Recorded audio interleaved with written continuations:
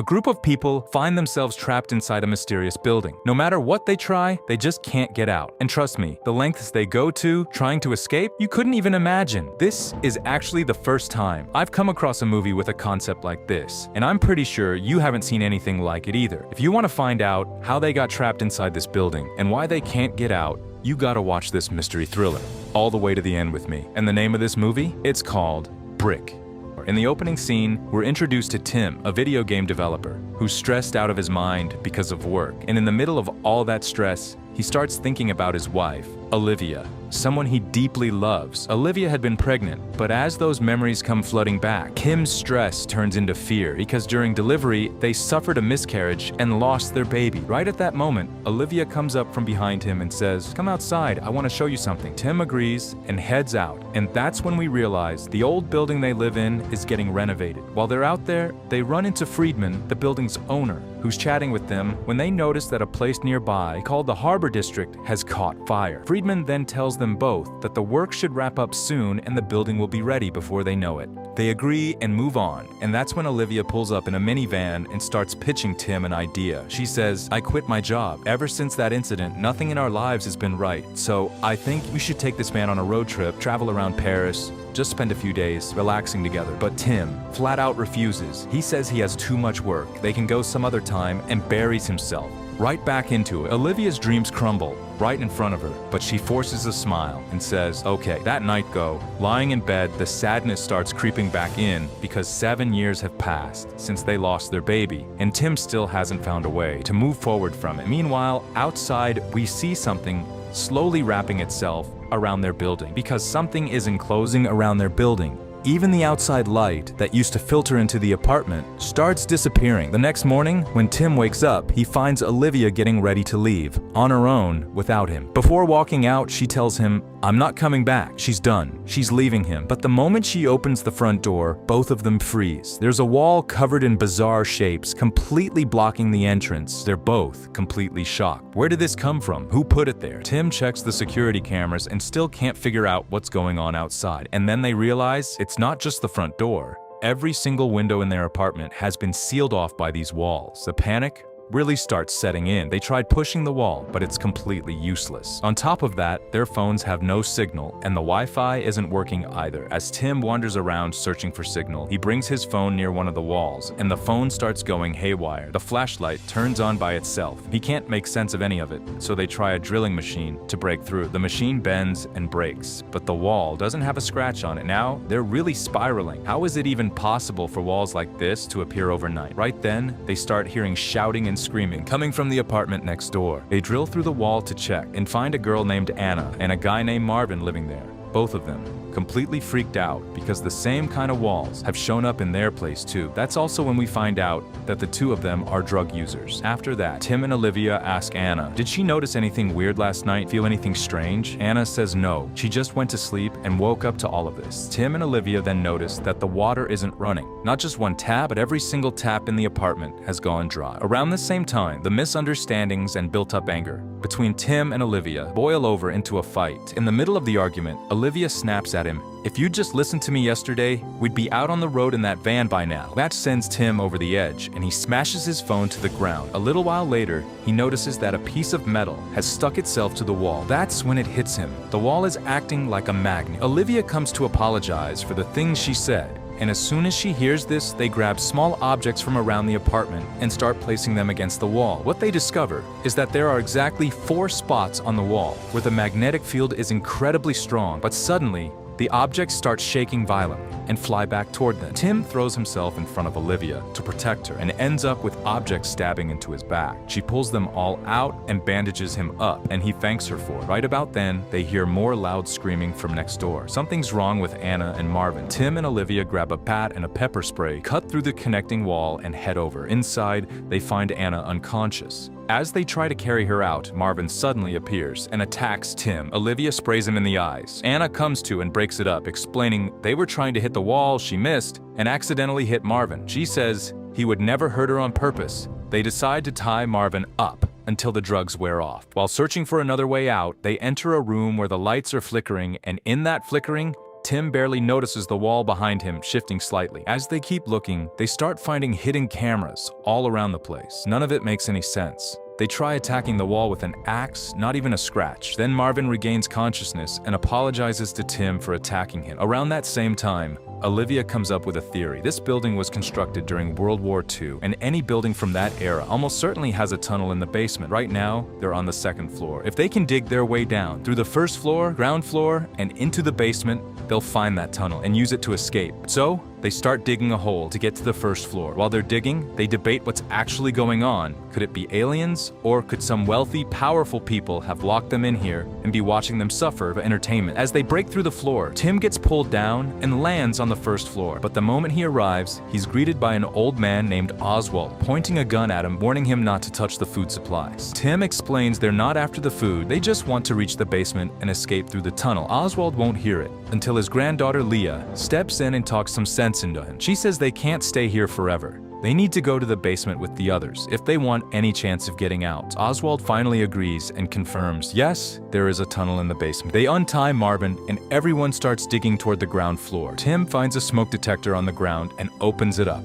There's a camera inside. He asks Oswald if he put it there, and Oswald says no, it was Friedman, the building owner. They check the kitchen smoke detector too, and sure enough, another hidden camera. And back in Anna and Marvin's place, there was already one found there. Friedman has been secretly watching everyone in the building. They're all furious, and they decide to dig through to the wall next to them, because Friedman lives right next door. When they break through and step inside, the apartment is completely bizarre. Marvin spots a knife and grabs it. Despite searching everywhere, they can't find Friedman anywhere. Then they enter one room and get the shock of their lives. Friedman has been brutally murdered, both of his hands cut off and taken away. Olivia is terrified. Tim notices Friedman's phone lying near the body. He picks it up and finds the camera app open, with photos of the walls all over it. Scared and desperate, they go back to digging, because whoever killed Friedman might still be close by and could come for them next. Around this time, they spot a newspaper headline about the fire in the Harbor District, and a new theory starts forming. Could there be a connection between that fire and these walls appearing? But as they're digging, the entire ceiling suddenly collapses and everyone falls through. Olivia, who's already not in great shape, takes the fall hard. They scramble to recover. Up on the floor above, Oswald tells Leah to go with the others. He'll stay behind. He even gives her his gun for protection, but Leah refuses to leave without him and insists on bringing him along. On the ground floor, they find another person, Yuri, who says this is also Anton's apartment. When they ask where Anton is, Yuri says he's Anton's friend, and then reveals something significant. Outside, there's a toxic gas spreading. That's why these walls appeared, to protect them, but he has absolutely no proof to back any of this up. He then takes them to Anton's body. According to Yuri, Anton had a heart attack from the stress of the situation, but Leah notices something. Anton left behind a ton of notes, and he kept writing over and over, "Don't go outside, we're safer in here." Nobody buys it. They decide to keep moving toward the basement. Leah stays behind to read through Anton's notes more carefully. She notices that Yuri seems to be losing it, obsessing over the walls, writing like a madman, and ultimately, it seems like it might have driven him to his death. When they finally break through to the basement, they immediately start hunting for the tunnel. They find it, but when they remove the lock and open the door, they're devastated. The tunnel is blocked by another one of those walls. Their last hope is gone. Marvin completely loses it. He grabs Oswald's gun and starts shooting at the wall, and the bullets stop dead in the air and fly back at full speed. Everyone barely dodges, but Oswald, already frail and weakened, can't get out of the way in time. A bullet hits him. No matter how hard they try, they can't save him. Oswald looks at Leah one last time and takes his final breath. Leah is absolutely devastated. Marvin is crushed by guilt. Everyone is broken, so they start opening up about the worst moments of their lives, trying to ease the pain together. Marvin quietly begs Leah to forgive him. Then it's Olivia and Tim's turn. Olivia starts talking about their lost baby. Tim doesn't want to hear it and drags her to another room, asking why she needed to share something so personal with strangers. Olivia fires back, "Yes, it matters. We haven't talked about this since it happened. We need to today," but Tim still won't listen. So Olivia lays it all out, pain and all. "When we lost the baby, you pulled away from me. You stopped talking to me, but I was the one in more pain than you, and you left me alone in it. You went right back to work and left me to deal with it by myself." As she breaks down crying, it starts sinking into Tim just how badly he messed up. He gets it now. They all regroup and decide, Sitting around isn't going to cut it. They have to do something. A few of them head to Friedman's apartment. Yuri tries once again to stop everyone, insisting they're fine right where they are, but nobody listens. Then Leah and Olivia go back to look through Anton's notes together. On one of the papers, they notice that Anton had specifically marked 4 points on the walls. He clearly figured something out. Meanwhile, Tim, Marvin, and Anna search Friedman's place, and Tim spots a wall that looks completely different from the others. He's convinced there's a hidden room behind it. At the same time, Marvin finds a device with a button, and when he presses it, a sound comes from behind that different-looking wall. So, the device is the key to opening it. But they still need the right password. They also come across a card from the company Anton worked at, Epsilon Nano Defense. Yuri confirms Anton was a programmer there, but never talked about his work. They also find Anton's smashed laptop and phone. According to Yuri, Anton's mental state had deteriorated and he destroyed them himself. Then, they also find a piece of paper with the word code written on it. Back at the device, the three of them dust it with powder to find fingerprints. 4 numbers show up. The password is made from these 4 digits. They just need to figure out the right combination. Anna tells Olivia and Tim to come over. Something's been found, but Leah stays behind. Tim keeps trying different combinations, and eventually, the door opens. Tim and Marvin step inside, terrified of what they might find, and they're blown away. Inside is a computer setup showing live feeds from cameras hidden in everyone's apartments. Their suspicions were right all along. Friedman had been secretly watching all of them. The others arrive too, so first things first, they pull up last night's footage to figure out what actually happened. They watch as particles start appearing out of nowhere, then merge together to form the walls. Meanwhile, Leah starts suspecting Yuri. She checks Anton's body more carefully and finds stab wounds. He wasn't killed by a heart attack. He was murdered. Right at that moment, Yuri shows up. The others pull up footage from Anton's apartment and watch as Anton is programming something on his phone, installing a piece of software, and when he walks up to the wall with the phone, the lights flash. Then Yuri grabs the phone and smashes it. So the phone with that software on it is what can open the walls. Since Tim is a game developer with programming knowledge, he manages to transfer the software from Anton's destroyed phone onto their own. They hold the phone up to the wall and scan it. 4 boxes appear on the screen. Tim presses one of the buttons, the lights flash, and the wall slowly starts breaking apart into tiny pieces. Anna sees this and thinks this might be the way out. She sticks her hand into the wall as it's breaking down. At first, nothing happens, but then the wall starts slowly pulling her in. They try desperately to yank her back out, but it's no use. The wall starts solidifying again around her, and with no way to pull her free, she's cut in half and killed. Marvin is shattered. He sees Yuri laughing at the sight of it and shoots him dead. Then, devastated by Emma's death, Marvin turns the gun on himself. Now, it's just Tim and Olivia. While they sit together trying to think, Tim finally understands the full weight of every mistake he's made. He starts apologizing, and Olivia tells him, "After everything that happened, I didn't need anything grand. I just needed you to smile and be there for me. That's all I ever wanted." With everything finally out in the open between them, they decide they're done giving up.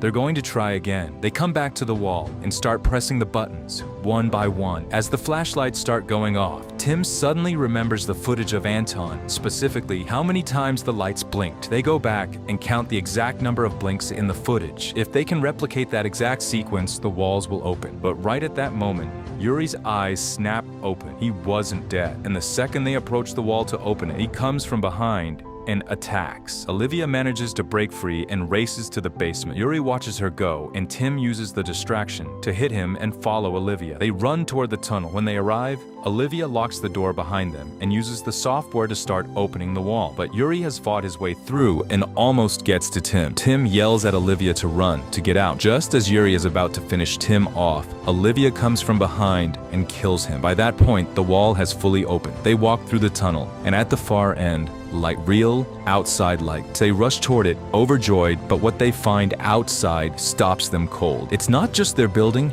Every single building across the entire city is covered in those same black walls. Tim and Olivia have no idea what to do, and then Tim remembers Yuri kept saying a toxic gas was spreading outside, but standing here right now, there's nothing. No gas, no danger. The guy was just out of his mind, still confused and overwhelmed. They spot their minivan parked nearby. They climb in and make a decision. They're going to go wherever they want, spend real time together, and not look back. As they drive away, the radio crackles with a news report. A fire at the Epsilon company in the Harbor District accidentally triggered a security system, which caused the black brick walls to form across the city. Survivors are being directed to safe locations, and with that, the movie ends. I'm pretty sure you all love this one.